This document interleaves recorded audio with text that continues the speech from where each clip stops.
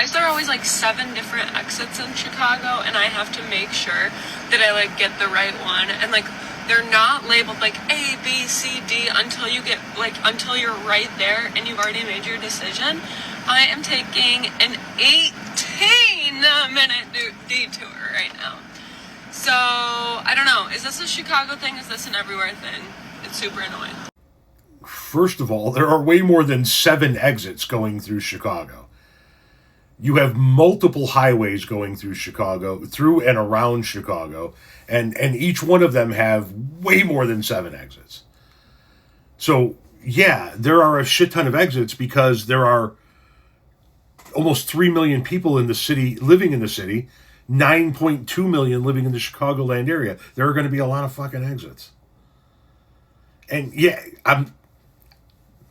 whose responsibility is it to make sure you get the right one? Why is it my responsibility to make sure I get the right exit? Because you're the one driving. You're the one going somewhere.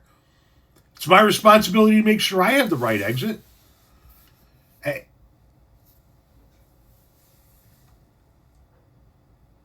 Listen, it sounds to me like you don't know how to drive on Chicago highways. And listen, I'm not going to bitch and moan about people that don't know how to drive on Chicago highways. It's a whole different animal.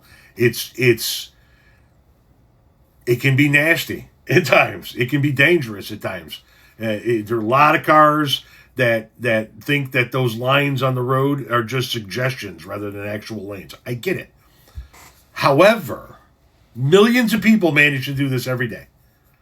Millions of people manage to get on those same highways and find those same exits and get to them in time and take the correct one without having to take an 18-minute detour.